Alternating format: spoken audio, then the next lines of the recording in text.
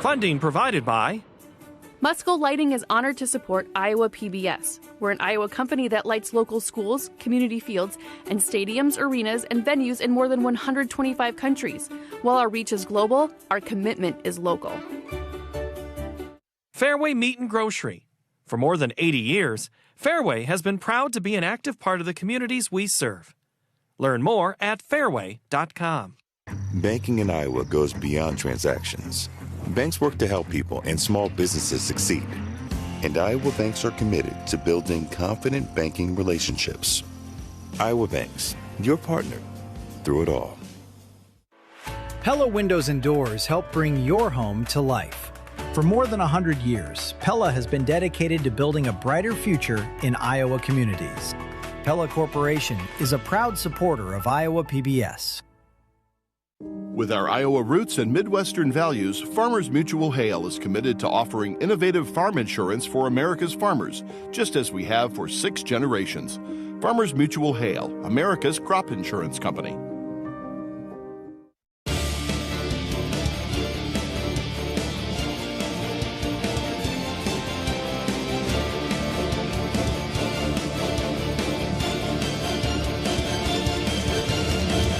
Welcome back to downtown Des Moines for our second matchup in tonight's Iowa Girls High School Athletic Union State Basketball Tournament Championship doubleheader. Caution, good game ahead. Make sure you have your safety gear on because we're getting ready for Class 3A in their state title game. Hello, everybody. I'm Paul Yeager. Iowa PBS is proud to bring you 2 nights of girls championship basketball on your statewide network and all 99 of Iowa's counties and worldwide on iowapbs.org. Now tomorrow, it's a girls high school basketball championship triple header. Say that fast. 4A, 2A, 1A. They begin at 2:30. Now let's go courtside. BJ Shaban, Lauren Leonard, they get us ready, and they have the call of the 3A state championship right now. Thanks, Paul. It is time for state championship basketball. The Class 3A state title match features Maquoketa taking on the Mustangs of Mount Vernon.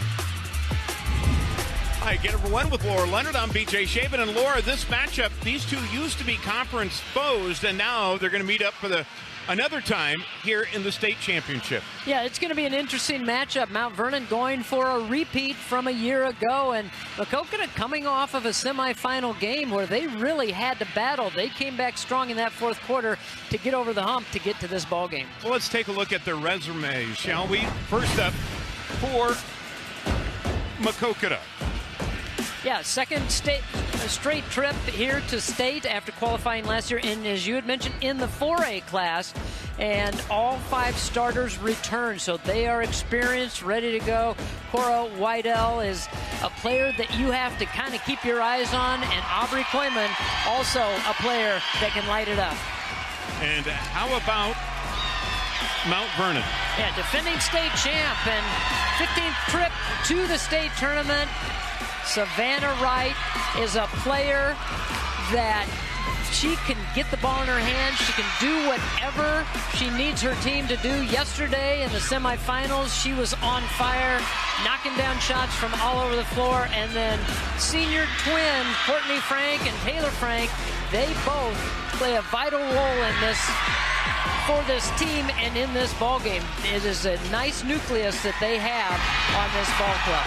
Well, let's get introduced to the teams. Here's tonight's public address announcer, Joe Hammond.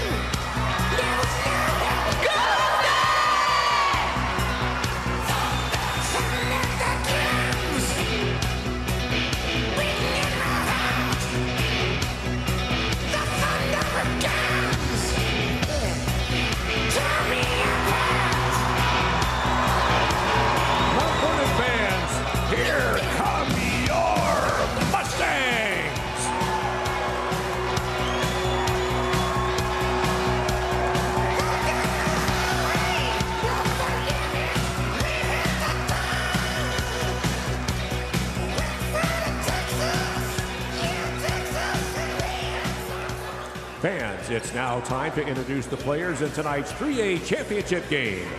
Tonight's team intros are brought to you by Hy-Vee. First and on starters for the Maquoketa Cardinals. Number 1, Haley Beach. Number 2, Aubrey Dustall. Number 3, Isabel Hobson. Number 4, Arabella Wagner. Number 5, Hadley Ihrig.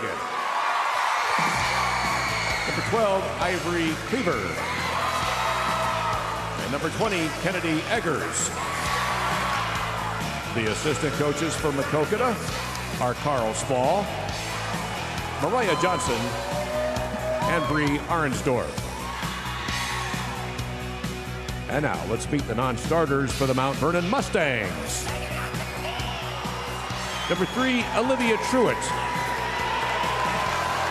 Number 5, Lucy Wishmeyer. Number 14, Ella Wilson. Number 20, Sorel Talecki. Number 21, Sophia Meester. And number 23, Kinley Nissen.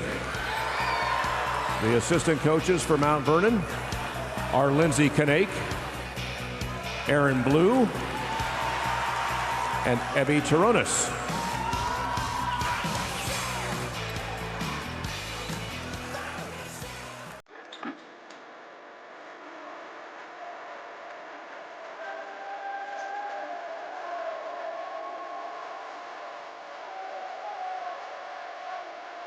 And now, ladies and gentlemen, are you ready for tonight's starting lineups? For Maquoketa at center, a 6-foot senior, number 11, Aubrey Kroyman.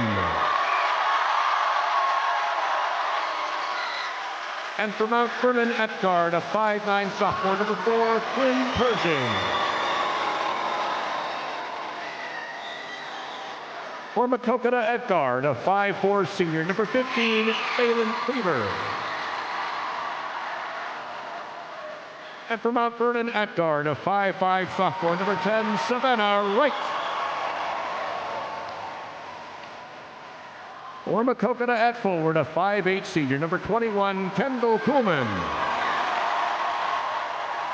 And for Mount Vernon at guard, a 5'5" senior, number 11, Taylor Frank. For Maquoketa at forward, a 5'6" senior, number 22, Justice Armbruster.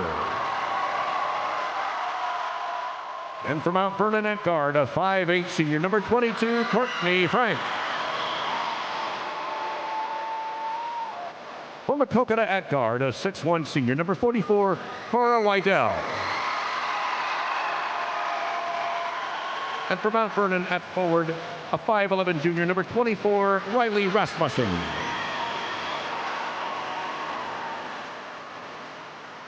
The head coach for Maquoketa is Chad Speck, and the head coach for Mount Vernon is Jacob Meisner.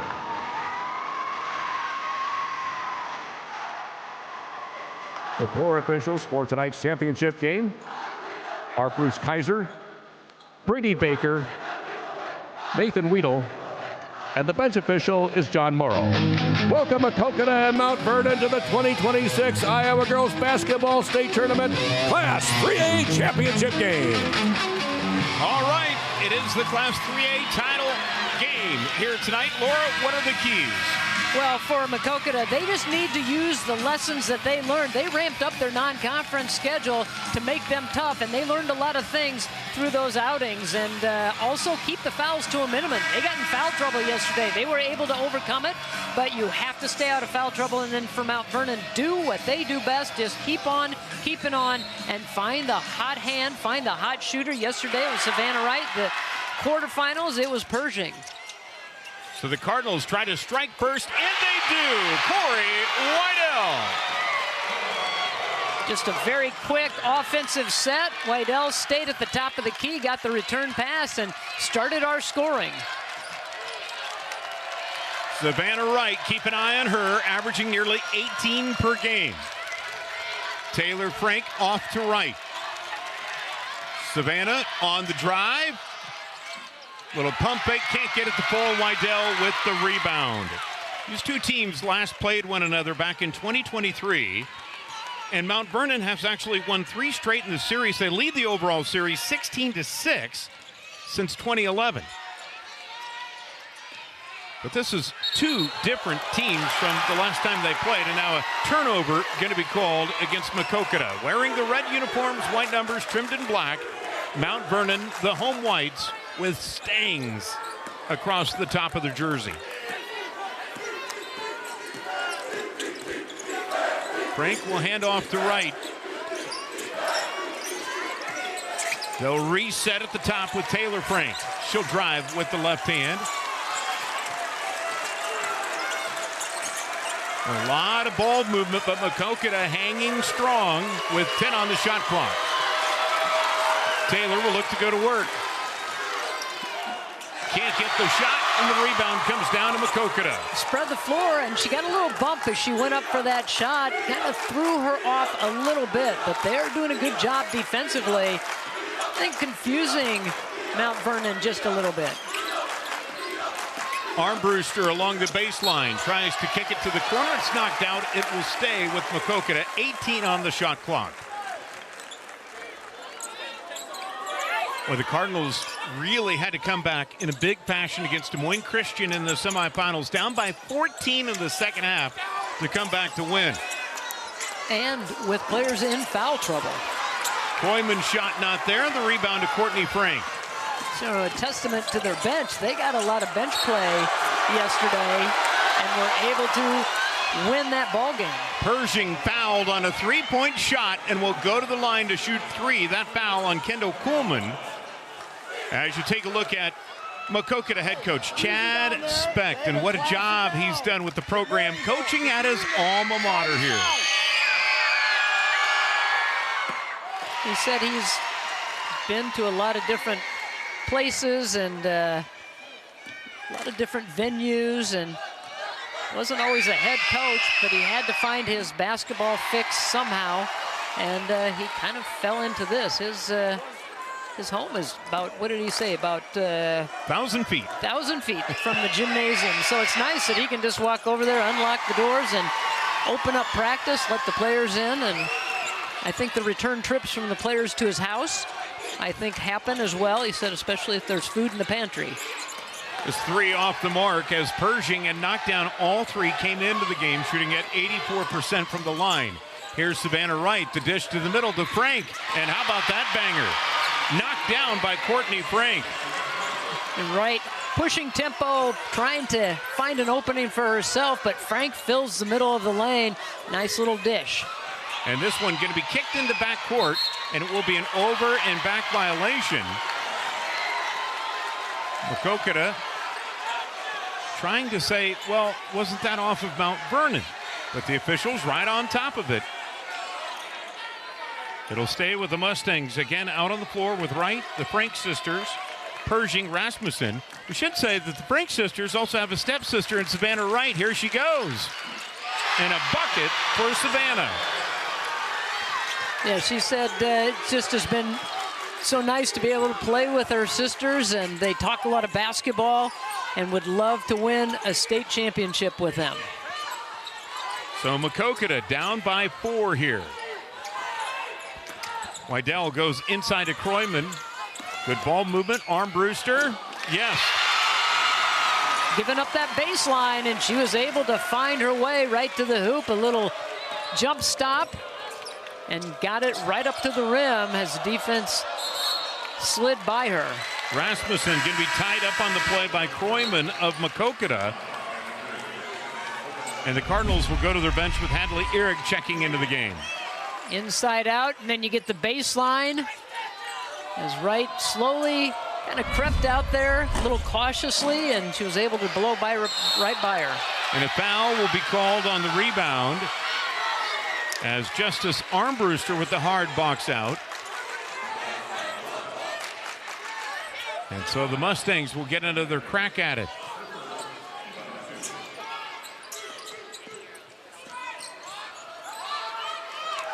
So Frank off to Pershing. Then they'll work it up top. Taylor on the drive in the middle. And stepping on the baseline was Taylor Frank. Rasmussen didn't have it in a great spot and was looking to try to get rid of it. And Frank had dished it off to her, was standing out of bounds when the ball came back to her. Off to work we go with the Cardinals. Search of the school's first ever state girls basketball championship. And this one going to be turned over. Wydell looking for somebody to outlet to out of the post. And she was just a little wide of the mark. That's 3 turnovers by Maquoketa. Just a 2-point game. Rasmussen pits the cutter, and Pershing will finish it. Boy, high post play. They got one cutter going one way, and then they got the backdoor cut on the other side. Quinn Pershing getting the scoring going again here for Mount Vernon. Had 21 in the quarterfinals. And off to a good start with 5 right now. And another turnover by Maquoketa, and a timeout going to be taken by Chad Speck and the Cardinals. Yeah, I think you just have to calm things down right now. They started to get sped up, and they were pushing tempo, trying to do things a little too quickly, and that caused a lot of turnovers. Okay, I want to run fan. Well, for Maquoketa, Chad Speck, we mentioned coming back to coach at his alma mater. Here's the team that he helped guide to the 1987 State Boys Basketball Tournament. There's Coach. And, of course, he remembers that opening game in the quarterfinals. They did lose to Perry. And, by the way, for you Blue Jays that are still out there, he said, we would still like a challenge and play you again and do a do-over. But he said those are the memories that they built with the team, and really wants to put that and emphasize that with this group right here. You know, every good athlete, if they can't win a championship, they want a do-over. They want to challenge you again and see if they can make it go in their favor. But every good competitor always wants another challenge. Oh, and the community has really rallied behind this group of seniors for the Maquoketa Cardinals, who've been together for a long time. 7 seniors on this roster. Here's Frank, can't get the little bunny. And let's see what the Cardinals do offensively here. Wydell looking to attack, going to be fouled by Courtney Frank, her first. See how quickly that Frank got there and got in position, because when I looked up, it looked like Wydell had an easy layup right to the hoop, and all of a sudden there's Frank right in front of her trying to strip her of the basketball. Kendall Kuhlman back out onto the floor. She will check in for Armbruster. So Eric gets it up top and is going to be tied up. Possession arrow is going to keep it with Maquoketa. Good tie-up on the play by Wright. Eric, they consider her that 6th starter. She comes in very early in a ball game, and she is one of their leading rebounders. One of the smallest players on the floor, but she knows how to go to the glass. Wydell underneath, gets the roll. Corey Wydell with 5.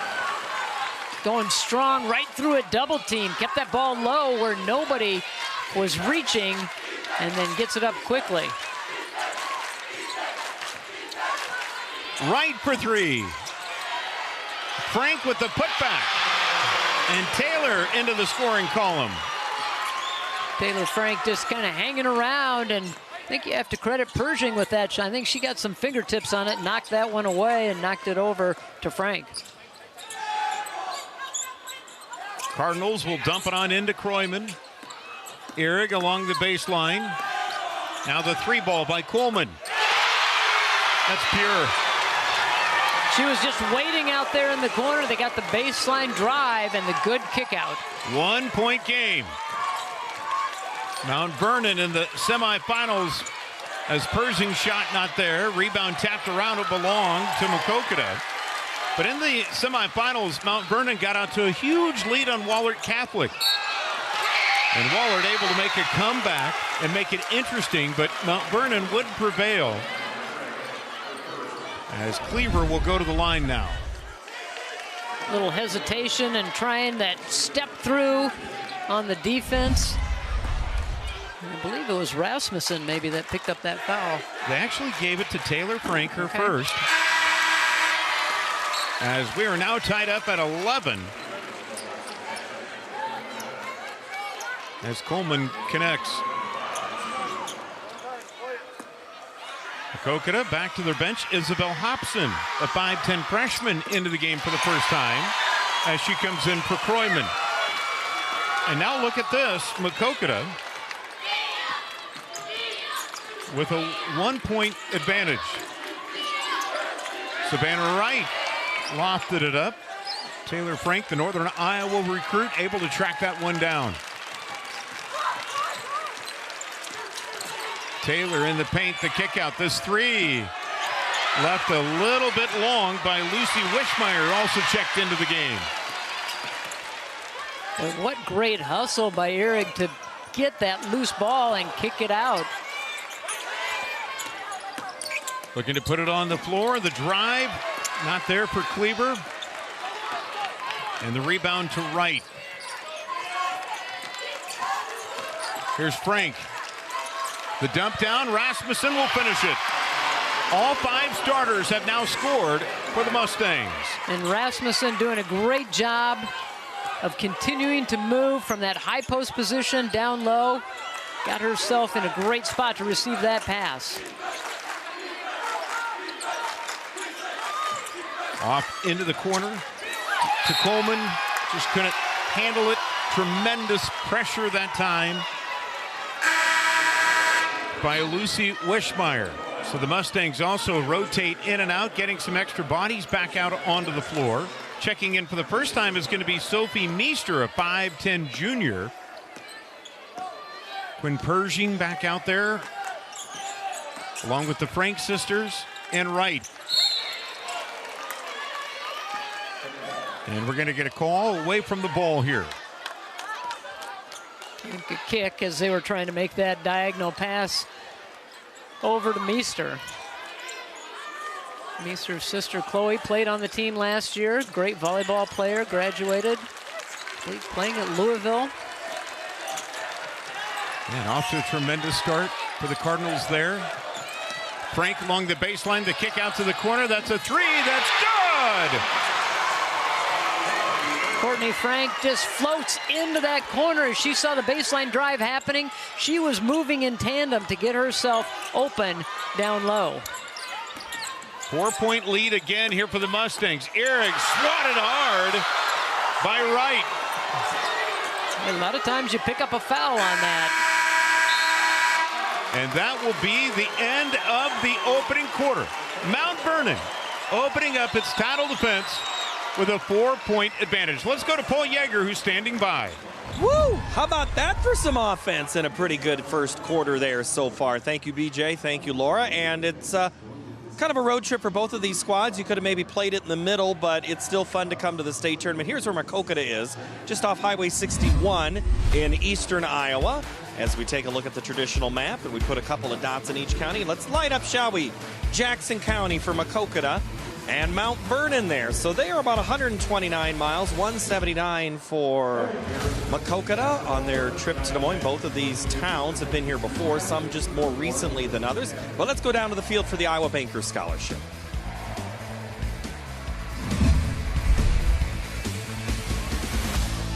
And the award is presented to a student athlete in each class who excels on the court, in the classroom, and in their community.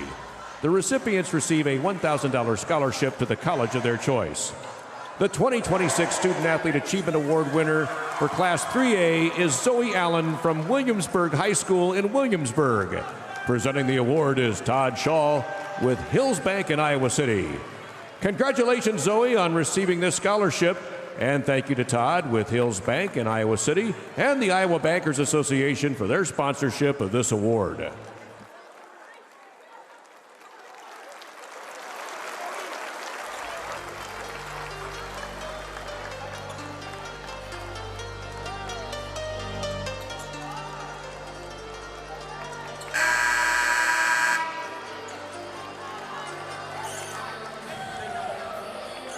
Championships here on Iowa PBS. You can scan the QR code or call the number on your screen. Support friends of Iowa PBS. Congress recently cut $3.5 million in federal funding. You can scan the QR code or call the number on your screen to support friends here at Iowa PBS. 16-12, Mount Vernon with the lead with Laura Leonard. I'm BJ Shaven here courtside at Casey's Center as you're watching the Iowa Girls High School Athletic Union State Basketball Championships. As guess who's cooking? Savannah Wright knocks down a triple. Boy, and right over the taller Kroyman, she was able to get a little dribble to her left, get some momentum, and there's a tough shot, and Wydell thought she was fouled as well. But things heating up now offensively. Out on the floor for the Mustangs, you've got Pershing, Wright, the Frank sisters, and Rasmussen. And a foul going to be called on Wydell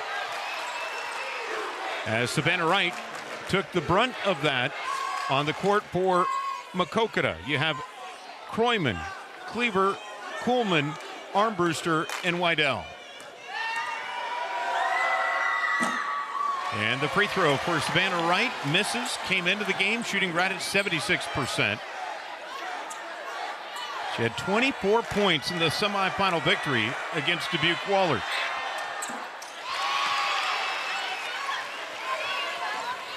It's a 6-point advantage now for Mount Vernon. And a turnover here by Maquoketa. That is turnover number 6. And Cleaver just kind of airmailed that one. And again, I think the defense speeds you up a little bit. It makes you alter your passes and makes you be offline in where you want to, in what direction you want to go. Taylor Frank. The kick out to her sister Courtney.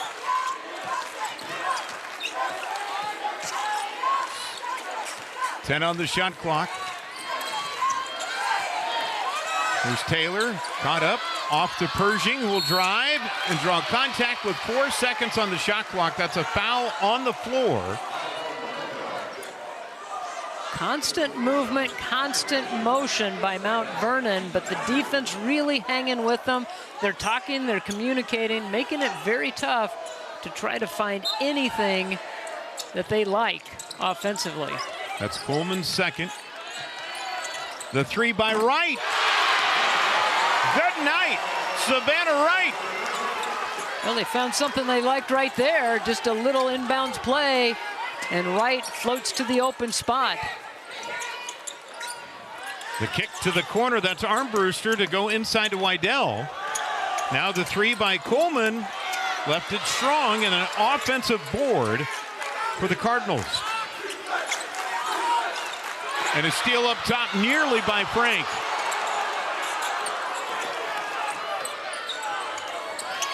The answer there for Cleaver. Her first bucket of the game for the 5'4" senior. Cleaver just stood at the top of the key and waited for the ball to rotate back to her. Lead back down to 6.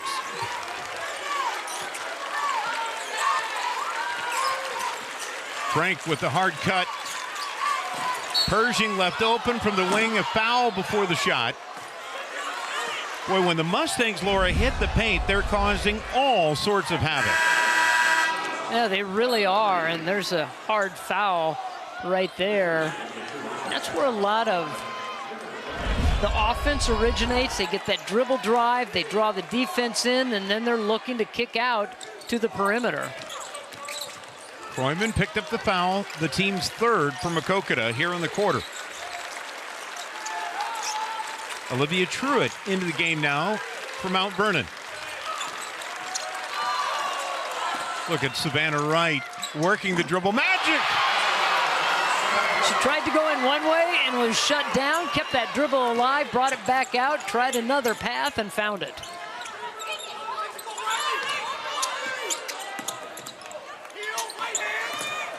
Maquoketa trying to figure out an answer here. Kroyman caught up in traffic and called for steps. Just that defense swarming all over the place, flashing into the lanes, packing it in the middle. Made it very difficult for Kroyman. Again, the Mustangs trying to bring home another state championship. Won it last year. Threw it off into the corner. Heavy thunderstorms rolling through the Des Moines area right now as Frank can't get the shot to fall. And tough defense that time by Kroyman to pick up the loose ball.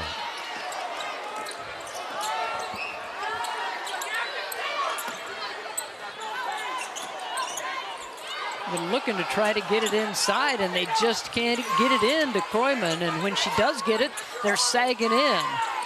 Cleaver's jumper not there. Oh, and what a scouting report put together, as that is going to be a turnover here in backcourt. Courtney Frank just lost her handle. Yeah, I think Kroyman swatted at it as she was going by, just a cursory like, hey, I'm going to give it a go, and she did get a piece of it as Frank was making the dribble and the move.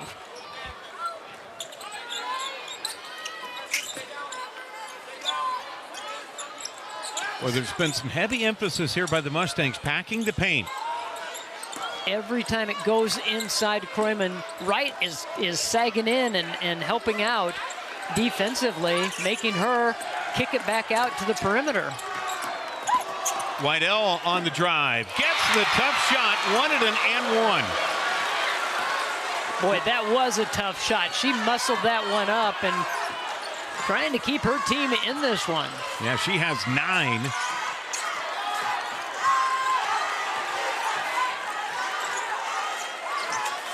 Mustangs again trying to stretch the floor. Really making the Cardinals work. Here's Wright. What a finish! When she put that on the floor and she got into the paint, she covered it up as she was taking it to the hoop, protected that ball on her way up. The 5'5" sophomore is on a scoring spree. She's got 13. Ehrig with the long shot. That one went flat. As the Mustangs will charge it ahead. Frank's 3, not there. Rebound comes down to Kroyman. They're getting some good looks, and part of it is because Maquoketa's having a hard time getting back in defensive transition, so they're getting some open looks. Kroyman will spot up and take that jumper. That's a good spot for her right now, getting her out to the free throw line away from all the traffic. Get her a good look where she can face up and fire away. Maquoketa picked up the school's first ever state tournament win this year. They rolled their way up to winning in the semifinals to put them in position for the school's first ever state title in basketball. But they've got some work to do, down by 6 as that 3 rolls off the mark. Cleaver into the kick out as things slow down here for Maquoketa. And a travel going to be called up top against the Cardinals. Justice Armbruster now back into the game.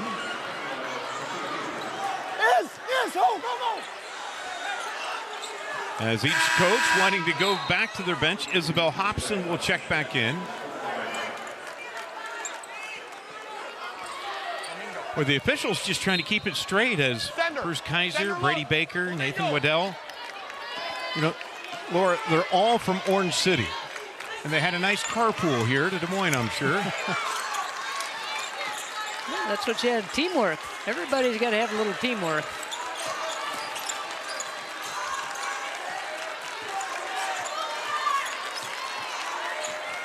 Maquoketa playing defense with a little extra sense of urgency right here, right before the half. Oh, Taylor Frank shook free the defender, but just couldn't cap it off.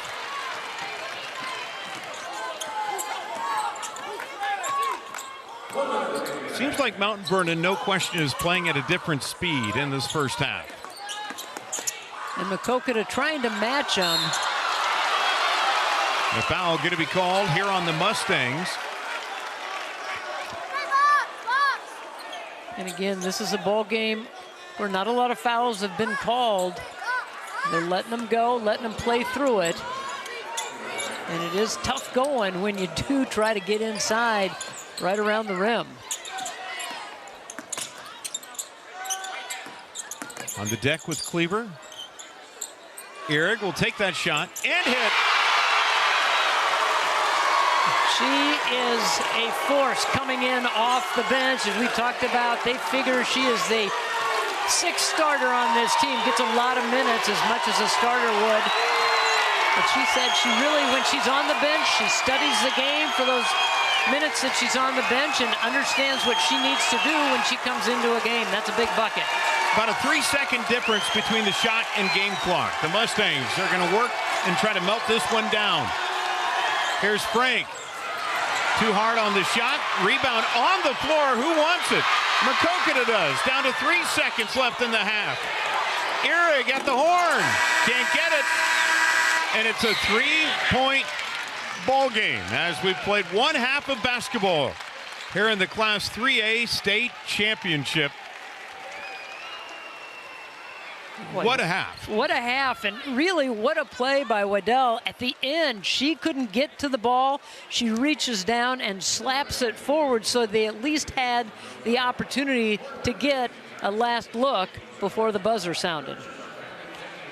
Well, let's go to Paul Yeager, who's standing by. Paul? All right, you two, in this doubleheader night, you got to take a breath after that first quarter. That was or first half. That was a pretty good, exciting. Let's talk to Mount Vernon coach Jacob Meisner. Coach, all right, first, I got to say, the girls wanted me to ask you about your defensive preparation. You get all there. Tell me about your defense that your team's doing. Yeah, so obviously I think we're a little outmatched size-wise, so we're going to have to be physical at the point of attack, pressure the shell with post-entry passes, try to do our best to have early position on 11 and 44 so they can't get seals. And then what is our help side doing? So it's kind of a three-person job: ball pressure, being great on the actual post defender, and then making sure our help side's visible to the passer. All right, let's talk offense. Savannah Wright, she's been big for you all year, coming up big here in the first half. What's she doing that you like? Yeah, I think she's just being Savannah. I mean, this is the moment she's been waiting for. She's put a lot of work into this moment. She is just really talented, and these moments don't make her shy or make her tentative. So she's been waiting for this one. All right, Coach, thank you so very much. Appreciate the time. Awesome. Thanks, Paul. All right, and that is always fun to hear. That's what the girls wanted me to ask, is about his defensive stance. But now let's go back down to the floor, because we have some special awards that we're going to present to you here at our halftime on Iowa PBS.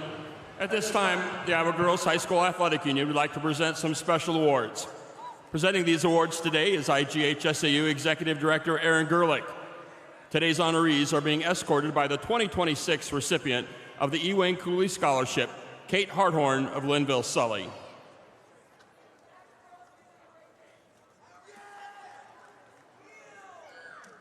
The Iowa Girls High School Athletic Union's First Lady Award is the highest honor the IGHSAU bestows. It recognizes a daughter of Iowa, someone who carries the tradition and lessons of sport into a life of meaningful and memorable accomplishment.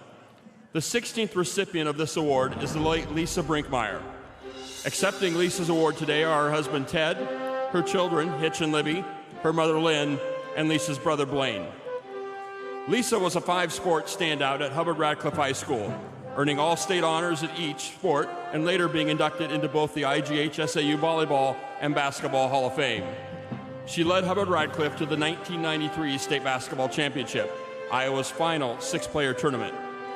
Lisa went on to play basketball at Drake University, competing in 3 NCAA tournaments and earning Missouri Valley Conference honorable mention honors. After her playing career, she worked briefly in sports radio and in the corporate world before landing at the Iowa Girls High School Athletic Union, where she oversaw volleyball, golf, and soccer until her passing in 2023. In her memory, the IGHSAU established the Lisa Brinkmeyer Award, which is presented each year to a girl in every Iowa high school who reflects Lisa's spirit of leadership, humility, humor, and heart. Today, we celebrate not only Lisa's accomplishments, but the lasting impact she continues to have on girls across Iowa. Ladies and gentlemen, please join us as we proudly present posthumously the IGHSAU First Lady Award to Lisa Brinkmeyer and her family.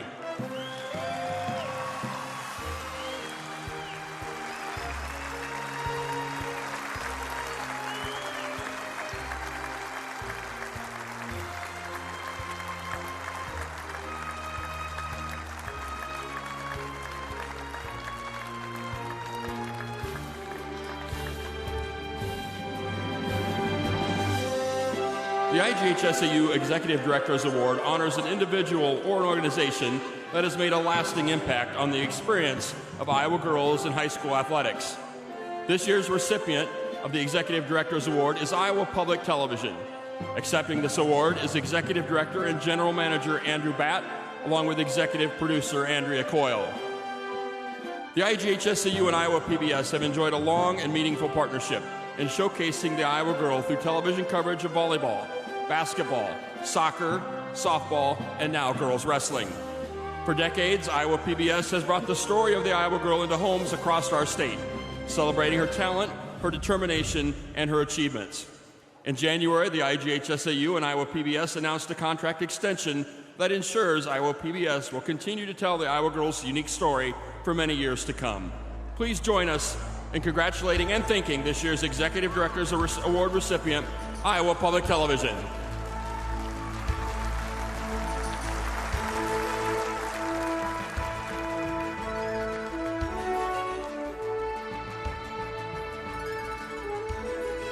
The Jack North Award is presented to a distinguished citizen of statewide reputation and outstanding accomplishment.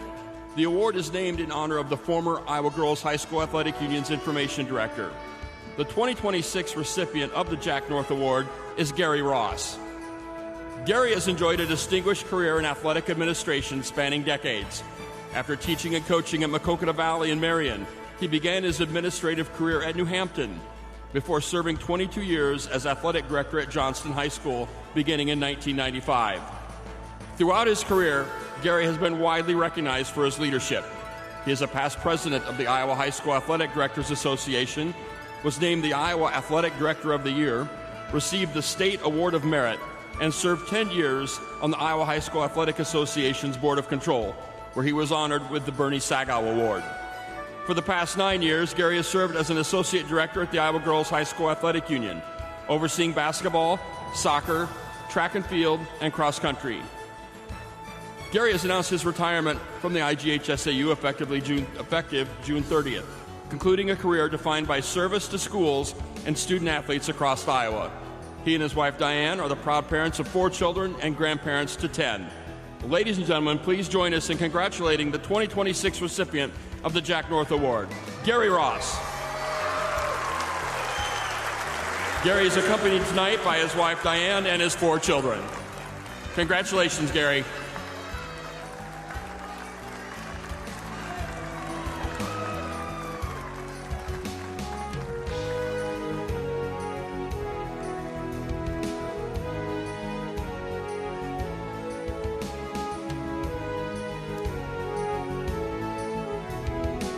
The Wayne Culie Scholarship is awarded annually to the senior that reflects discipline, perseverance, character, superior skill, achievement, and citizen traits that personify the life and expectations of Dr. Wayne Culie, the longtime Executive Secretary of the Iowa Girls High School Athletic Union. The winner receives a $15,000 scholarship over 4 years as she attends the Iowa College or university of her choice. The 2026 recipient of the Wayne Culie Scholarship is Kate Harthorn of Linville Sully. An outstanding student that ranks first in her graduating class, Kate is a member of Linville Sully's National Honor Society and has received many academic awards.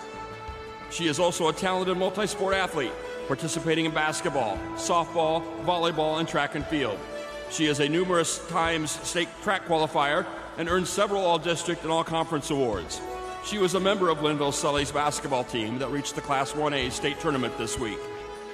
She's also active in her community and is a volunteer in numerous service projects. Ladies and gentlemen, presenting the 2026 recipient of the Wayne Culie Scholarship from Linville Sully, Kate Harthorn.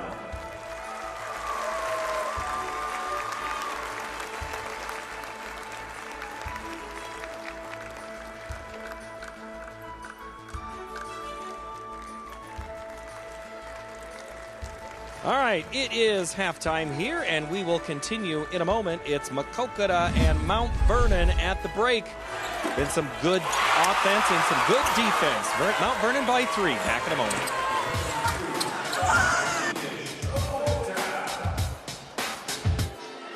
Iowa PBS celebrates festival with special programs, concerts, and exclusive in-person events. Choose from experiences like a day tour of historic Davenport, the cheeky manners for the modern era at the Iowa PBS studios, or an exclusive tour of Kinnick Stadium in Iowa City, all taking place this year. Call 800-779-7000, visit iowapbs.org, and support Iowa PBS today. Public television has been just a wonderful part of our life. It's easy to say what we like about it. For me, the trust that is implicit that we have put in public broadcasting. And without trust, you don't have a whole lot of other stuff to believe in. Learn how you can live on by visiting iowapbs.org/legacy. Iowa PBS Education throws open a window to the world by bringing PBS into classrooms and homes all across our beautiful state. Our Find Iowa production team visited all of Iowa's 99 counties to showcase stories steeped in history, science, and art. Iowa Science Phenomena allows students to link the physical world they see when they step outside the classroom to science concepts they're learning inside the classroom. We partnered with Ballet Des Moines to provide educational activities connecting art to science. Our STEAM trailer and bundles are some of our most popular outreach tools. Libraries and schools can borrow these resources at no charge.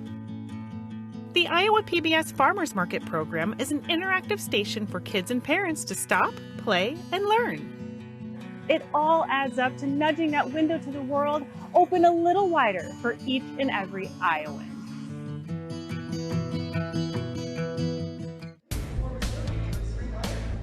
One tradition that we need to do every year, and that floor is clean, thanks to Dallas Center Grimes, the tuxedo sweep tonight. They are keeping us in line. Look at that formation. What a good group of guys getting a chance. Oh, even playing to the crowd. I like that. And then bow. And they're done. The tradition continues. And another one that we have started up here at our sports desk is talking to some of the better athletes around the state of Iowa, including Marissa Farabee from Pella. How you doing? I'm doing great. Thanks for having me. You were busy tonight because you walked in the Parade of Champions. You have walked in that once, twice, 3, and now 4? Yeah, I've been here 3 times technically. Last year I wasn't able to make it, but we've been here 4 times as a team, yeah. So you are a 3-time individual cross-country champ for Pella, 4-time team champion. Of course you're going to say your team means more to you, but let's talk about you as an individual. What is it that you think will be your legacy as a runner with 3-time state champ? I think just having the courage to try. Before, when I was a freshman at Pella, no one had done what I had done before. And kind of just breaking that barrier freshman year and setting the standard that you can do anything as long as you try. Running takes discipline, running takes dedication, and time. Which one of those 3 is your biggest secret? I think the success? discipline, like getting after it every day, and not every day is to be perfect, but consistency over time is really what makes it great. Are you more of a morning runner, afternoon, or evening?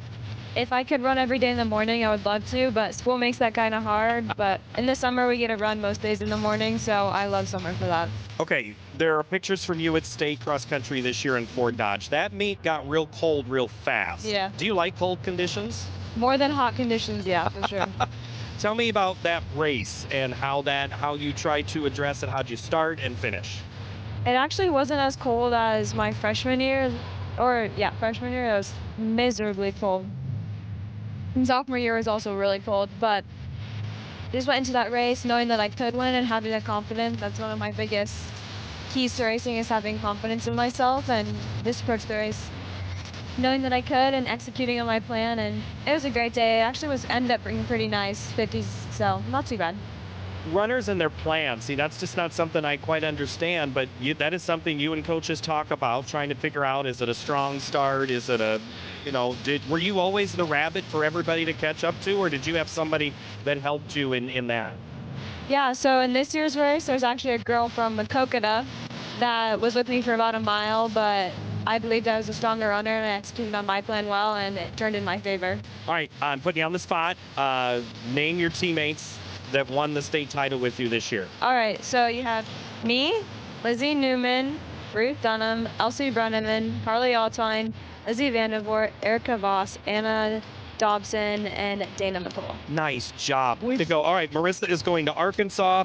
You're going to run down there, and Yep. you're studying biology. Yes. Congratulations to you. We look forward to seeing what you do here in the track season, too. Thank you so much. All right, that's Marissa Farabee from Pella, and that is our halftime interview. And that's almost our halftime program. We've got second half to come and a coach interview as well. Maquoketa trails by 3. Back in a moment here on Iowa PBS. Artifact Iowa reveals our state's place in history through the objects that remain. When you look at pre-1910 automobiles, you can see how they were trying to figure out how an automobile should look. We don't know when the locket was made, but we know that the hair was collected from George Washington and Anthony Wayne in 1775. Dig deep into our state's history with Iowa PBS and Artifact Iowa. Iowa PBS celebrates festival with special programs, concerts, and exclusive in-person events. Choose from experiences like a day tour of historic Davenport, the cheeky manners for the modern era at the Iowa PBS studios, or an exclusive tour of Kinnick Stadium in Iowa City, all taking place this year. Call 800-779-7000, visit iowapbs.org, and support Iowa PBS today. We're Iowa PBS. We cover Iowa and the world. We're Market to Market, an Iowa Press. We're high school sports. We're science. We're adventure. We're drama and mystery. We're the arts. And we're Iowa's storyteller. We're lifelong learners. We're family first. We're educational. We're trusted. We're valued. We're essential. Your support makes all of this happen. Give today at iowapbs.org/donate. You're watching Statewide Iowa PBS.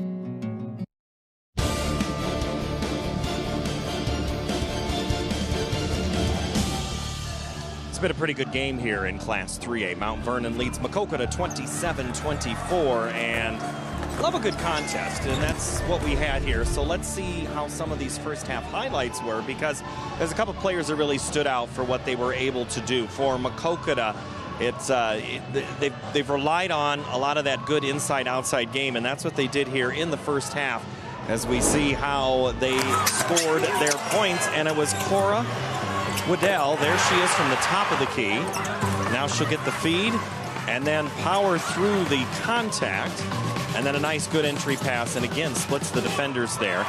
Waddell with 9. And then it's Savannah Wright. We talked about her with her coach. There's the fadeaway jumper from 10. Laura Leonard, one of her favorite shots.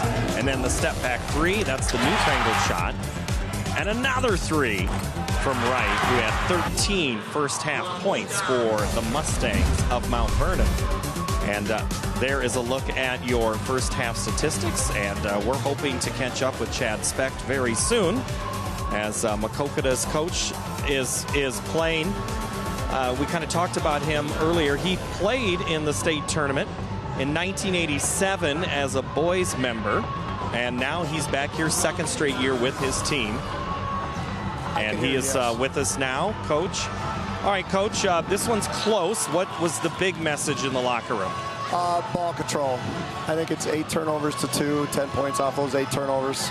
So relax, take care of the ball. We've seen pressure like this all season long, and I think maybe the moment just got caught up with them. I think a lot of teams have said that about Mount Vernon. What would Coach Bill Fleming say about your first half? I'd say he's probably pretty proud of our effort defensively, honestly. I mean, there's some really good ball players over there, obviously, but no, I think we did a good job defensively, stay the course, and take care of the ball on the offensive end. Real quick, Cora had a good first half. How do you get her and the others involved? Continue to pound the paint, continue to utilize what we have, and take care of that ball inside out, and I think good things will happen. All right, Coach, appreciate your time. Thank you so very much. All right, thank you. All right, that's Coach Chad Specht, and he is the head coach of Maquoketa. Thanks to all of our coaches for all their help. And now let's go back down courtside. BJ Shaven, Lauren Leonard, as they get us ready here for the second half call in a moment. Mount Vernon up by 3. Find your favorite programs on Iowa PBS. Enjoy world-class musical performances. Go behind the scenes of fan-favorite cooking shows and learn the stories of iconic PBS hosts. Programs like these are made possible by the support of viewers like you. Donate now or increase your gift to ensure these beloved programs continue bringing joy and inspiration to Iowa viewers. Artifact Iowa reveals our state's place in history through the objects that remain. When you look at pre-1910 automobiles, you can see how they were trying to figure out how an automobile should look. We don't know when the locket was made, but we know that the hair was collected from George Washington and Anthony Wayne in 1775. Dig deep into our state's history with Iowa PBS and Artifact Iowa. It's time for the second half in the Class 3A State Championship with Laura Leonard. I'm BJ Shaven as we set you the lineups here for the second half as Maquoketa will start with the ball down by 3. They've got Aubrey Kroyman, Malin Cleaver, Kendall Coleman, Justice Armbruster, and Cora Wydell. For Mount Vernon, Quinn Pershing, Savannah Wright, Taylor Frank, Courtney Frank, and Riley Rasmussen as the Mustangs again clamped down defensively when needed. Had built a large lead in that first half, Laura, and Savannah Wright, when she has the ball, good things have happened except right there as Wydell says no! Boy, giving up a lot of inches there as she tries to challenge Wydell, and Wydell stayed with her and swatted that one away.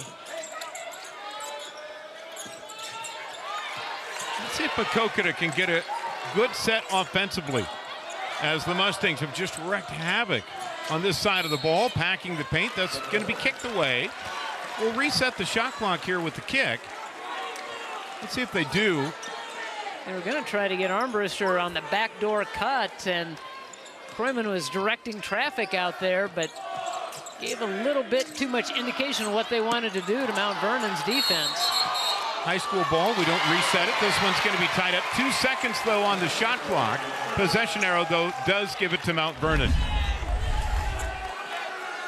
He comes off right. The 2 players crashing the boards. That one didn't draw iron, but it didn't matter.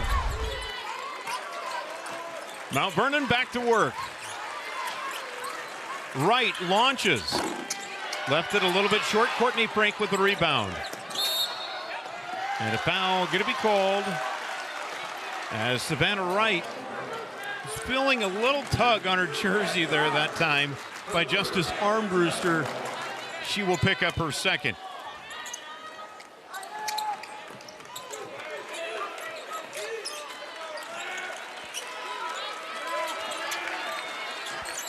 Wright leading all scorers with 13 points. Had 24 in the semifinals. She was 5 of 12 from 3-point range.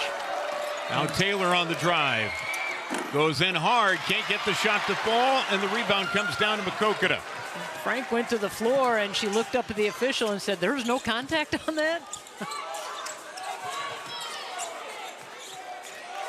Unable to get that sold as they go inside to Kroyman. Working on Rasmussen. Tries to swim.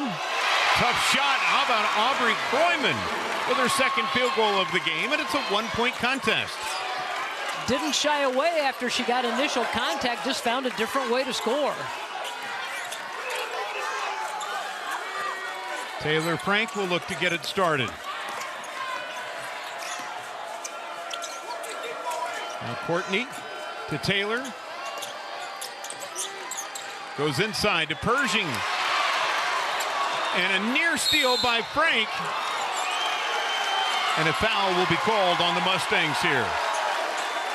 Boy, Courtney Frank was just kind of hanging back, trying to be coy to see if she could get that strip right there. She jumped in and then just could not pull that one in, and picks up the foul. That's her second.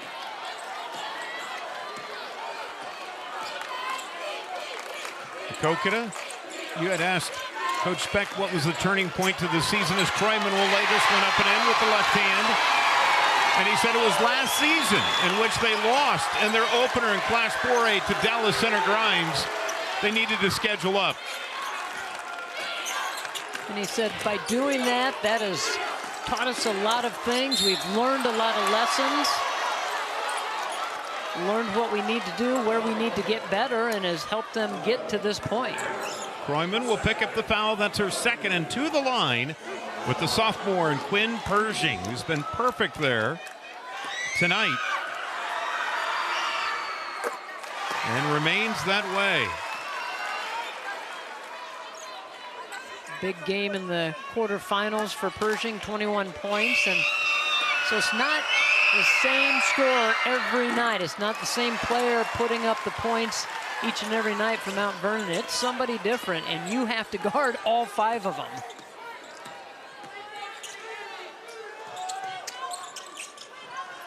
Wydell goes inside to Kroyman. Draws the triple team, avoids it, and somehow gets the shot off. Boy, and had the mismatch. Taylor Frank got switched over to her, and that allowed her to make the easy move to the hoop. A foul here going to be called on Maquoketa. Malin Cleaver will pick up her first.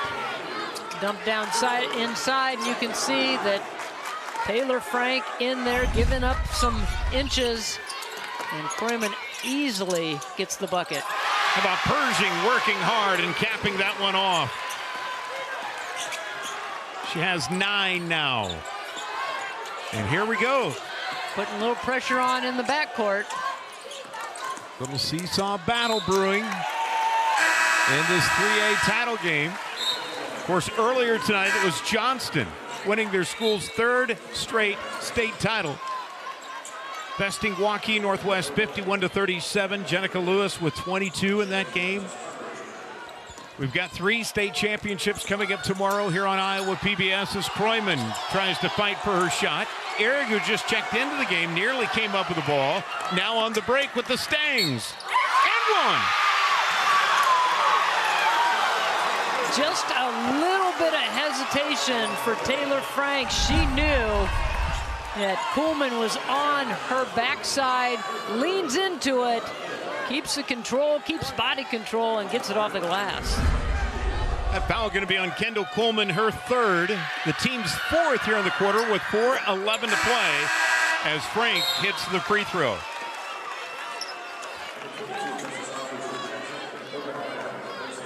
Now, Vernon has been able to get to the free throw line. Not a ton. Neither of these teams really getting to the line a lot, but Mount Vernon been there 8 times, 7 of 8 in those attempts. Maquoketa only there twice. So maybe they need to get a little more aggressive to get themselves to the line. That shot a little too strong by Armbruster. Well, I think the right people are getting to the line for Mount Vernon because they came into the game shooting just 57% from the foul line, and now they're going to go again. And Savannah Wright will go to the line, a 76% free throw shooter on the season. They're able to find a little room on the baseline side. Yeah, you get the weak side help and the backside rotation, but came down hard on Savannah Wright. Kroyman will pick up the foul. That is going to be her 3rd, the 5th team foul. So Mount Vernon, who's been shooting really well from the foul line, as you mentioned, Laura, will be in the bonus the rest of this quarter.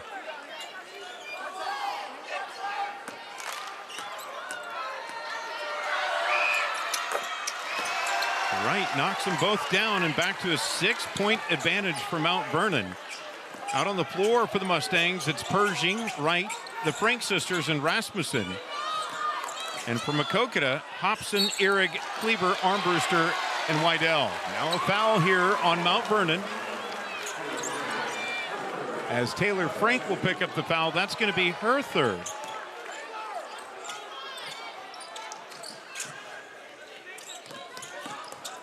Trying to get Cleaver set up. She was the inbounder. They wanted the return pass to her to get her an open look. Ehrig gets the three. That shot went up. It hit the back of the heel of the rim, and it just deadened it, and it allowed it to fall in.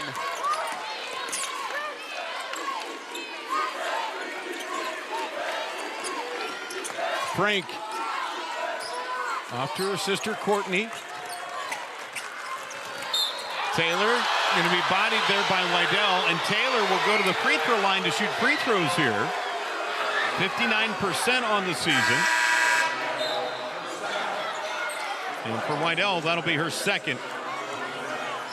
So Pershing will check out of the game for Mount Vernon. Coming in is going to be Lucy Wishmeyer.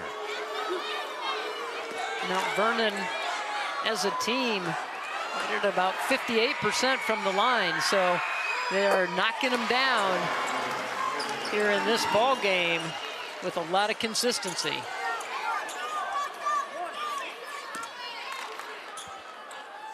Taylor Frank now with 6 in the game.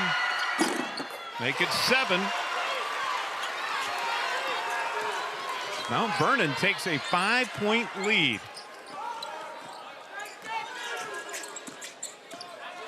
Isabel Hobson also into the game for Maquoketa. Here's Wydell, misses, and will go to the line to shoot 2. As Wydell showing you why she is in consideration for an all-state bid. We just stayed right after it as soon as that first shot went up, got herself into the right spot to grab that offensive rebound. Couldn't connect, but gets to go to the line. She was her conference's player of the year, able to hit the free throw. And this is where Wydell made it a go in the semifinals. She finished with 18, but 13 of those 18 points came from the foul line against Des Moines Christian.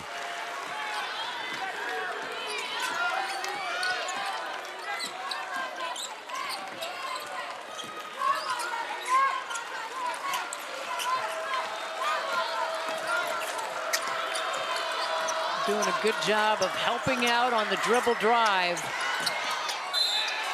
That is going to be off of Maquoketa. And Mount Vernon will have it with 15 on the shot clock as Quinn Pershing will re-enter the lineup for Wishmeyer. As Jacob Meisner continues to work that bench. Getting some key breaks in. Here's Pershing. Wide of the mark on the shot, and the rebound comes down to Maquoketa and Cleaver. That one's tapped from behind and a turnover. Like Cleaver just kept testing it and testing it. Maybe should have pulled it back, slowed it down. I didn't hear Wolf in the building. This three, in and out for Frank.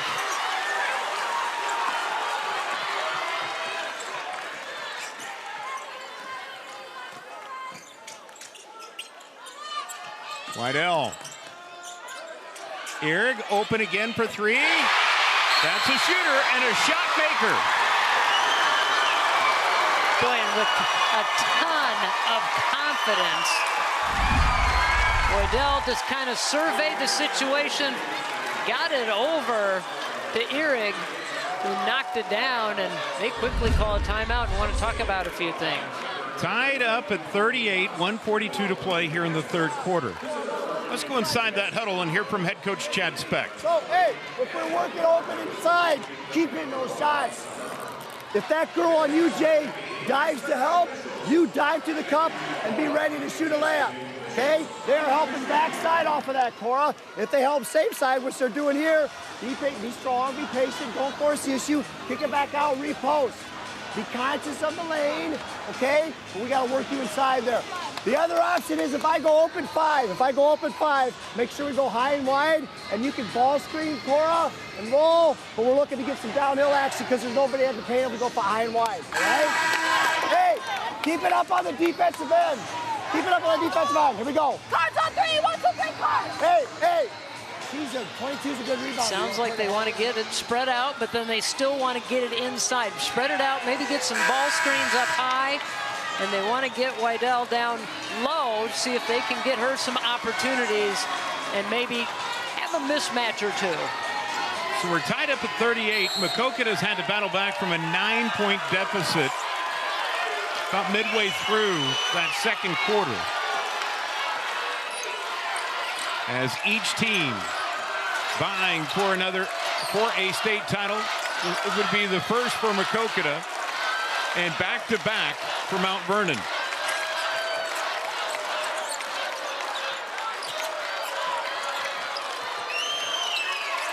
Shot clock winding down inside of 10. The deep three right. Can't get it to fall, and the rebound comes down to Maquoketa. Cleaver will push. Eric back to Cleaver. Bucket. That's how you run the break, like that. You get the ball in the middle, you kick it out to the wing, and you keep diving to the hoop.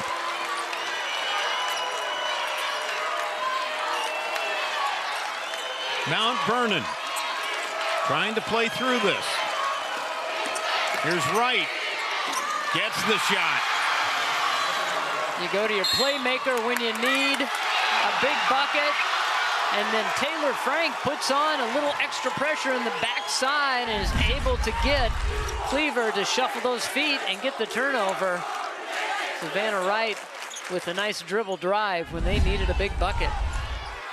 So the Mustangs right back at it after the turnover. 5-second difference between the shot and game clock. They will spread the floor again. See if they let Wright work with it.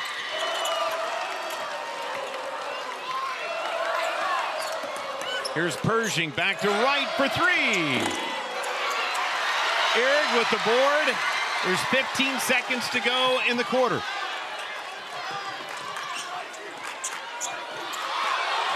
And a lot of contact. We're still fighting through contact. Wydell for three. Yes! What a bucket at the end of the third quarter. Just a mass of people on the floor going after that loose ball, able to kick it out. And you're going to see it happen here. Kicking it back outside. Everybody's scrambling for the loose ball. Get it out to Wydell, and she calmly knocks down a big, big bucket. So it's a three-point lead for Maquoketa going into the final 8. As you would say, Laura, this is a wing dinger. It is a wing dinger. And they certainly had with that throughout the week here at the Iowa Girls State Basketball Championships. A wing-eating contest. And amazing how much chicken was devoured. All that dark meat going down throughout the week. All part of the fun and festivities here at the Iowa Girls State Basketball Tournament, adding to the flair and to the flavor. Well, you can scan the QR code or call the number on your screen to support friends of Iowa PBS. Congress, as you might have known, recently cut $3.5 million in federal funding, the largest one-time cut in our 55-year history, impacting 18% of our budget. Despite this challenge, we remain committed to our mission, and thank you for supporting public media. Both crowds energized. We're watching the Class 3A state championship. It's Mount Vernon, the top seed, and the number 2 seed, Maquoketa Cardinals, battling it out. As we begin the fourth quarter of play, Maquoketa with a 3-point advantage. With Laura Leonard, I am BJ Shaven. You're watching it here on Iowa PBS. Koyman will be called for steps. She's joined on the floor by Cleaver, Coleman, Armbruster, and Wydell. And for Mount Vernon, it's Pershing, Wright, the Frank sisters, and Rasmussen.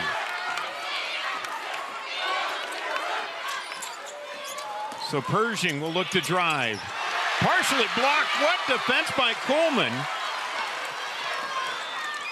Well, he stayed right with Pershing the entire drive and timed it to get that block. Here's a three, and it's good by Cleaver. This is a team, and we talked about it yesterday in the semifinals. They were down and made a huge comeback to be able to beat Des Moines Christian. Cleaver with the steal.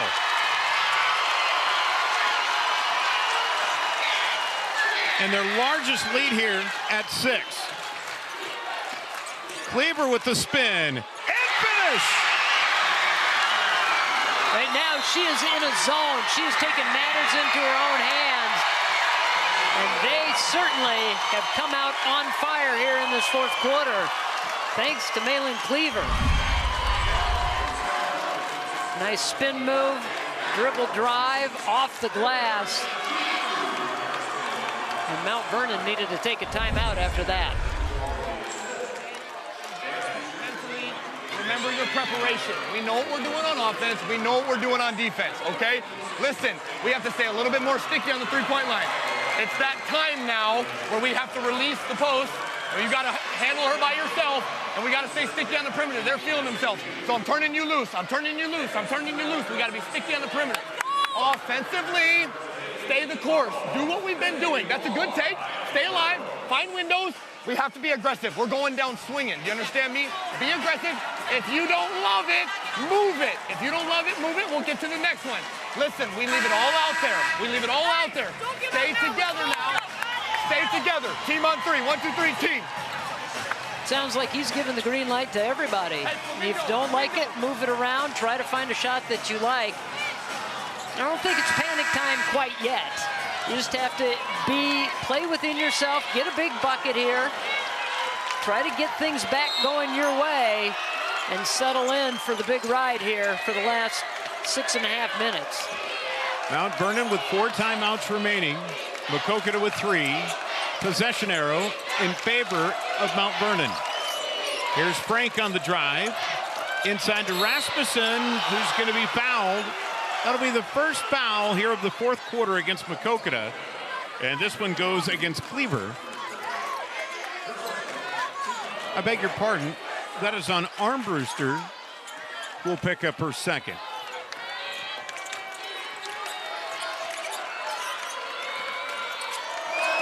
Now, what can the Mustangs do to come up with an answer? This might be it. It's left short, though. Courtney Frank with the rebound. Right again for 3.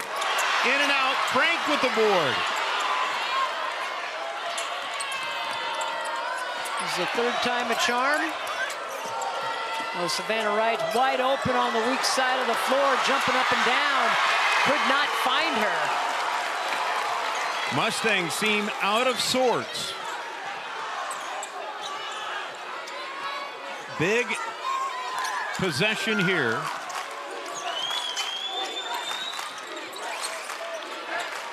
As Wydell will launch. And a good sequence offensively. They were patient. They worked it inside and out. Right, going all the way in and drawing a block. Quite the collision as Kroyman will pick up the foul, and that's a big one for Kroyman. Boy, it is, and that, I think just at the last second, she slid over, and that's where the block comes instead of the charge, and that's number 4. Clock stop.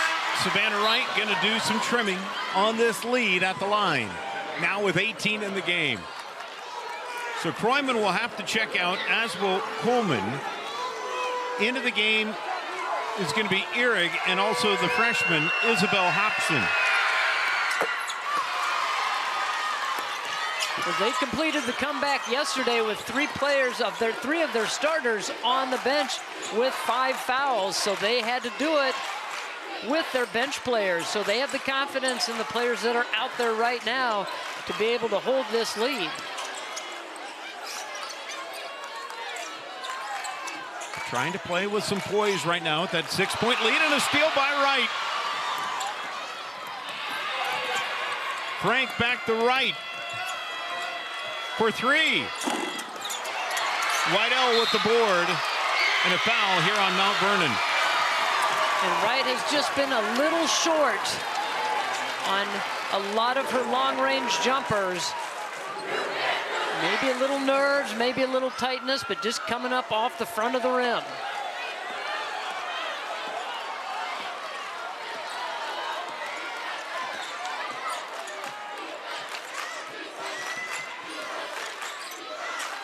Well, Maquoketa getting some key three-point baskets here in the second half. They move it around, another three. This is in and out. And a strong rebound by Rasmussen.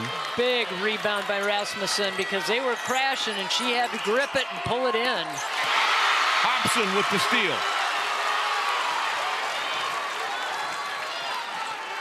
They say she's stepped up big at certain times. That was a big play defensively. Cleaver going to be called for a travel.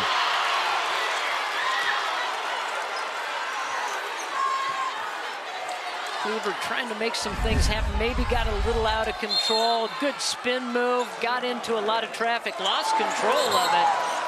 Tried to kick it back out. Timeout going to be taken. It's to Mount Vernon. Well, 48-42. We could almost use that opportunity to sit back and relax. Well, girls who attended the Iowa Girls State Basketball Tournament got a chance to do that. The Players Lounge made an appearance. Of course, they could roll things out, take pictures with the trophy, and just kind of hang out and have a good time. And a good time had by all throughout the week as we're into the state championships. Always a fun time to walk by those places and see the kids hanging out, having fun, having a little popcorn, taking pictures.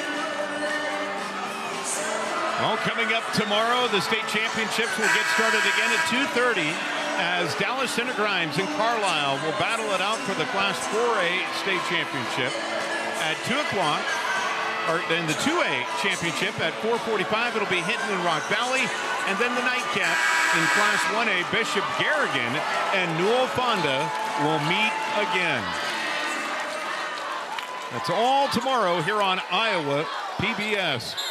Great day of basketball tomorrow. 48-42. Still a two-possession game. Mount Vernon trying to trim that back. They go to Wright for three. Weidel able to hold that one in as Mount Vernon now cold from three-point range. Wanted to run that right out of the timeout, and they got Wright cutting on the baseline side. Got a great screen from Taylor Frank. Got a good pass, but she has not been able to knock down the shot here in this fourth quarter. Ehrig trying to get rid of the ball and does. They kick it out to the top. That's the freshman. Hobson couldn't get it to fall. Mustangs with the rebound.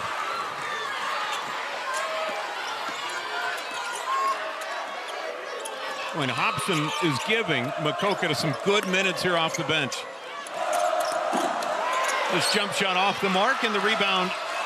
Oh, going to be bobbled. Who wants it? Savannah Wright says, I do. But then didn't want the return pass, and it's turned over. Savannah Wright just looked away for a moment. Courtney Frank wanted to give her the return pass. Obviously, they want the ball in her hands. They want the ball in Wright's hands, but I think Wright needed just a little bit of a breather to kind of reset before she was able to take possession of the basketball. Kroyman back into the game with those 4 fouls. Works it in.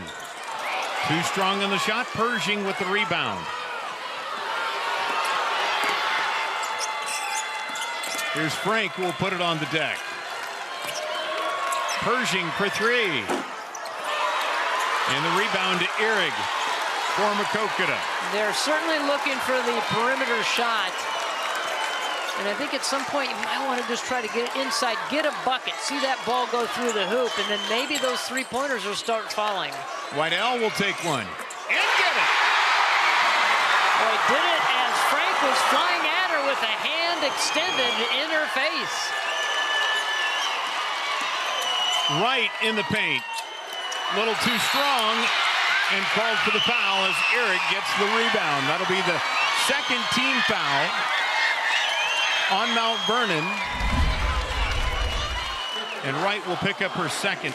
The ball rotation was perfect for Maquoketa. They're just making that extra pass and finding the open player.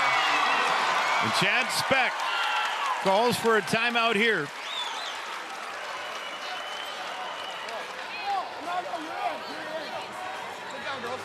Sit down. As Mount Vernon has gone cold from the perimeter, no second half three-pointers for the Mustangs. Okay? Sticky on the perimeter. With a 9-point deficit here with 2:19 to play. We're creating pace now on defense, okay? Mano-a-mano, man-to-man, scramble, box, and rebound. And we have to get to the box. We've got nothing to lose. Get to the box. Get to the box. Get to the box. Spread it. Get to the box. And we're offensive rebound crash. We have to manufacture pace, manufacture points, manufacture possessions. Do you understand? Absolutely not. We fight till the end. We fight till the end. Remember everything that everybody has said about us all year. That is who we are. How we make people feel. We go down swinging and we fight till the end. There's plenty of time left. Create pace. Play fearless. Team on three. 1, 2, 3, team. Move up, move up. They're talking about, you got to dictate pace. You got to create some things for yourself. You got to create some shots. You got to crash to the glass. You're going to see all 5 players going to the glass as soon as the shot goes up. They're going to show a little pressure here, but they're going to need to make some things happen very quickly. Maquoketa left with 2 timeouts remaining. Possession arrow in favor of Mount Vernon. Cleaver working against Courtney Frank. It's been a good battle all night. Now with nearing the 2-minute mark to play in the game, and a tie-up will give it to Mount Vernon as Frank with the defensive play. Frank with the quick hands just saw the opportunity. Very smart play. She's a player with high IQ and knew exactly what her team needed.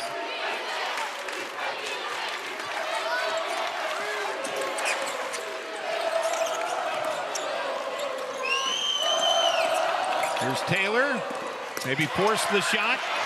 Rebound comes out to Courtney Frank. And a blocking foul going to be called on Ehrig. And that'll be the second on Hadley Ehrig. Ehrig thought that she probably had position and maybe Wright stuck that forearm out. The call didn't go her way. Wright for 3, still can't get one. And the rebound to Whitell. He turned it over, now Pershing. And a lot of contact as Ehrig, or I beg your pardon, Cleaver will pick up the foul. That'll be her second. And that's the 4th team foul on Maquoketa with 1:33 to play. So 1 more foul by the Cardinals. And Mount Vernon at the line with the clock stopped. And Courtney Frank, she is the all-time school steals leader and assists leader. And she's gotten a couple of steals here late that have really helped Mount Vernon, but they haven't been able to capitalize on those. Taylor Frank will be whistled for the foul. That'll be her 4th. And I beg your pardon, that's her 5th. So Taylor Frank, the 5'5" senior going on to play at Northern Iowa, has just fouled out of the game. Well, had to make something happen, was trying to get the strip of the basketball and got called for that 5th foul. And Courtney Frank there again trying to get another steal. That's what she's been so good at throughout her career, trying to make some things happen, get the ball back in their possession. Lead at 9, and what a run it's been for Maquoketa. As Whitell able to spring it free. And Cleaver avoiding contact, now fouled here by Pershing. And that will be her 1st. Boy, and we had mentioned that Maquoketa wanted to schedule up, and indeed they did throughout the season.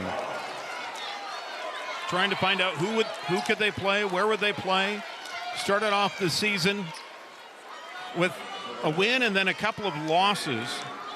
lost to Iowa City High, Iowa City Liberty, and then really just turned things on until they hosted Johnston on February the 12th. When you go looking for games, you don't necessarily go after the Johnston Dragons, but Maquoketa did, and they hosted them. And it's paid off by being able to schedule up. Timeout going to be taken here after the made free throw, a 10-point lead. Well, those are the things you do to make yourself better, and sure, why not? Why not go for a team that's won 78 in a row, 79 in a row, and three state championships? You want to go and play the best to make yourself the best. Well, this is the second state championship played here on Iowa PBS. We've got more coming up tomorrow. Starting with Class 4A, and then we've got other state championships coming up here on Iowa PBS too. On March 13th, the boys state basketball championships will be aired here. Softball, July 23rd through the 24th. Volleyball on November 5th. And then the football championships again here on Iowa PBS coming up in November. Iowa PBS, your home for Iowa High School State Championships, as that free throw is knocked down by Cleaver. 1 minute to play, and a foul going to be called. And the Mustangs going to be able to go to the line here with Savannah Wright.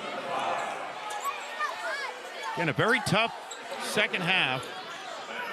And in fact, the stretch here of better than 7 minutes in which Mount Vernon has not hit a shot from the field. They have only scored 2 points here in this fourth quarter. They were outscored in the third quarter, 19-13. That's what got Maquoketa back into the ball game. And then they just continued to roll into this fourth quarter. And the defense has picked up. And Mount Vernon just has not been able to hit shots down the stretch. Hadley Ehrig will be fouled and will come down to the other end to shoot free throws as the 5'6" senior. And Ehrig got poked in the eye, but saying, I'm okay. I want to shoot these. I want to shoot these. This senior class for Maquoketa has been something special. 7 seniors on the roster. They've played together since the 3rd grade, and I think the best line I heard was out of Aubrey Kroyman saying when they got together to play in the 3rd grade, she begged her dad to turn around the car and not go to their first practice because she didn't know how to feel and how it would be about. And she said, boy, am I sure glad my dad did not listen to me, and we kept playing. And ouch. Quinn Pershing landed hard on the court. Boy, it came down, the 2 of them came down very hard. Fighting for that rebound, and right there just slip. And Pershing hits her head very hard. Kroyman and Pershing battling for the ball. And great to see Quinn up, but they're going to check her out. An 11-point Maquoketa Cardinal lead. You know, the senior class also knew they were going to be pretty good. In middle school ball, they did not lose a single game, and they said, we're going to be pretty good. And they certainly were their junior year, making it to the state tournament for the first time in school history. And now this year, closing in on winning a state title in Class 3A. Well, talking about another one of their players, Hadley Ehrig, she is a state runner-up bowler. And was the runner-up in the bowling championships this year.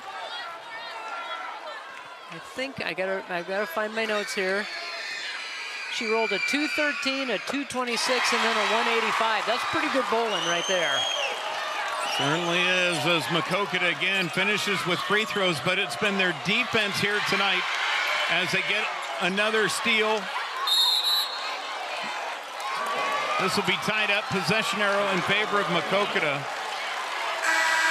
But the second half defense has really turned the corner for the Maquoketa Cardinals.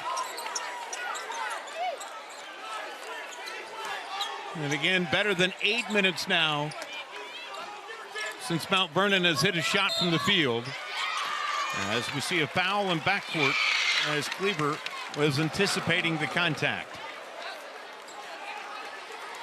Mount Vernon continuing to try to lengthen this game as much as they possibly can, hoping that Maquoketa will miss free throws. They can come down, get a couple of long-range buckets.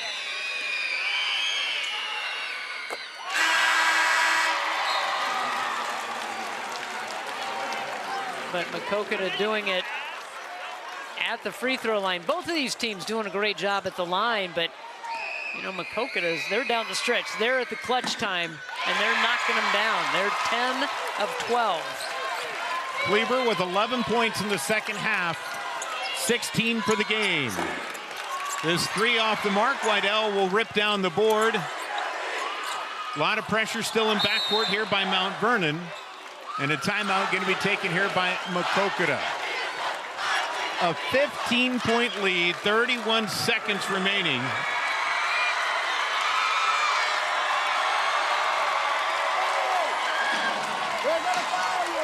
Let's go inside the huddle and hear from Chad Speck. Hey, let's go May. Let's go Corey here. Okay? Aubrey, just go deep. Hadley, you go same side. Okay? Same thing. Same thing, roll, pin, pads, 3 seconds. If you don't get it in, I got a timeout. No. Finish it out. Finish it out. Chad Speck still coaching hard all the way through.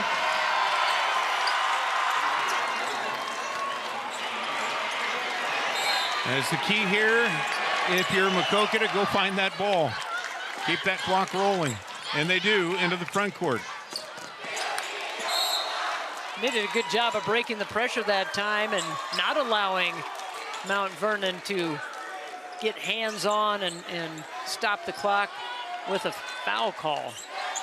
Mount Vernon coming into the game, going for their school's third state championship. They had won state championships in 2010 and 2025.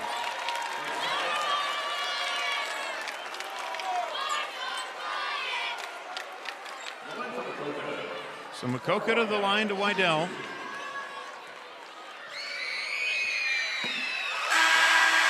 As Maquoketa, a very good free throw shooting, in fact, lead the state in number of makes. And you can see how calmly they step up to the line and drain them. And the southpaw puts them both through. Wydell with 21 to lead all scorers. And up with the ball, Cleaver, who's had a monster second half here from Maquoketa. And looks to dribble out the clock. The Cardinals sense it. And they're going to get it. The school's first ever state championship as they take the 3A crown.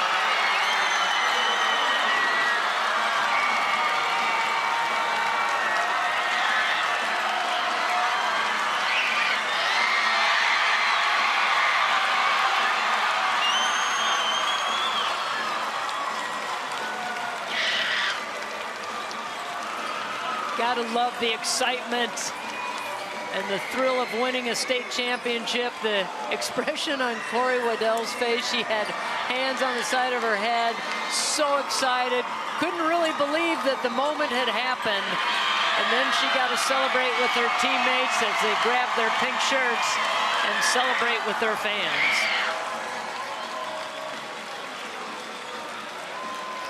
What a great second half for Maquoketa.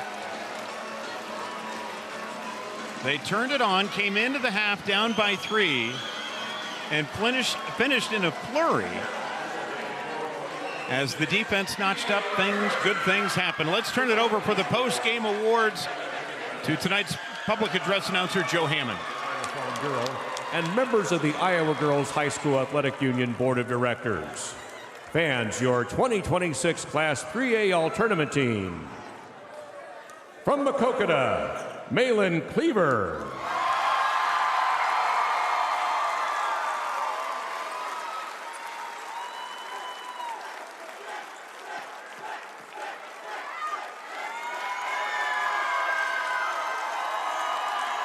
From Mount Vernon, Taylor Frank.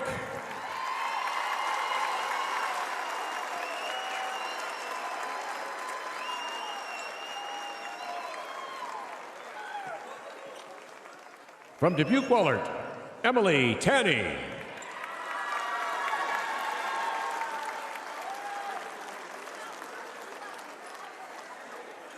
From Des Moines Christian, Reese DeVote.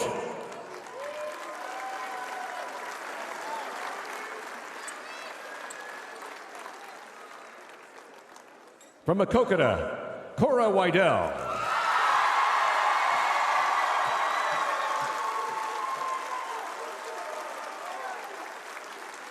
And your 3A All-Tournament team captain from Mount Vernon, Savannah Wright.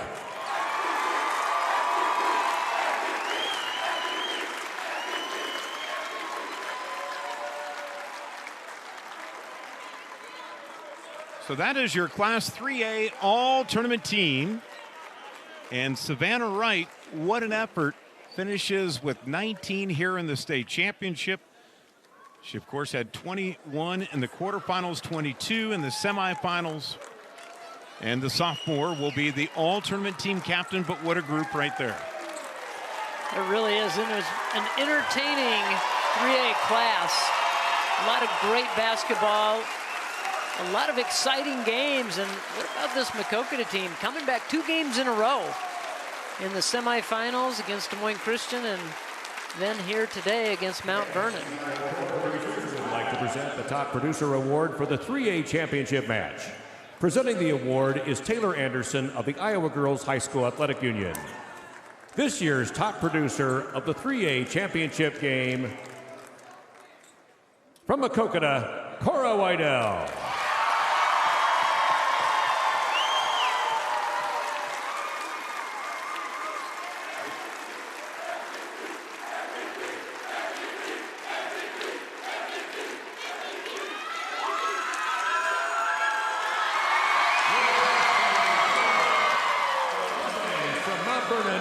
Coach Jacob Meister.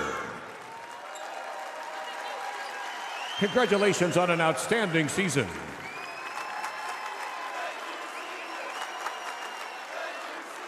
Ladies and gentlemen, the 2026 Class 3A state champion, the Cardinals from Maquoketa and head coach Chad Specht.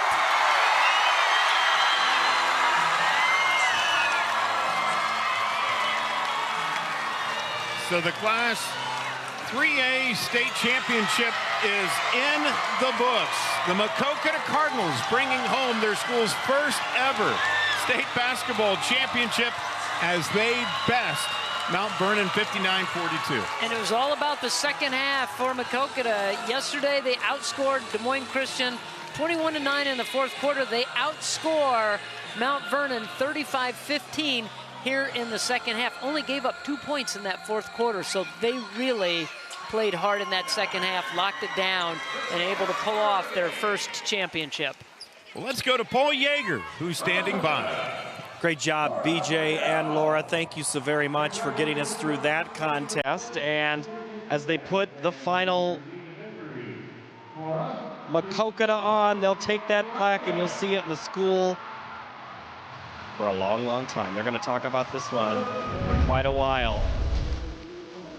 Never gets old, does it, to see teams like that. I want to say a special shout out to the people of Maquoketa.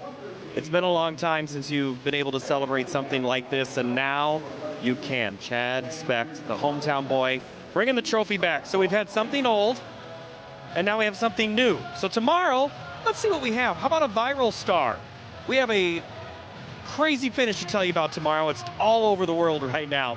But we'll have 4A, 2A, 1A, and we'll kick things off tomorrow at 2:14, and then the final 3 of the 2026 season. I don't want you to miss a moment here on your statewide network, and you can always watch us online at iowapbs.org. For all of us here at Iowa PBS, the hardworking men and women inside the truck, on the floor behind here, they've been working hard, and we are happy to celebrate. Johnston wins. Now Maquoketa wins. We all win. We'll be watching Iowa PBS tomorrow. We'll see you then. So long tonight from the Casey Center.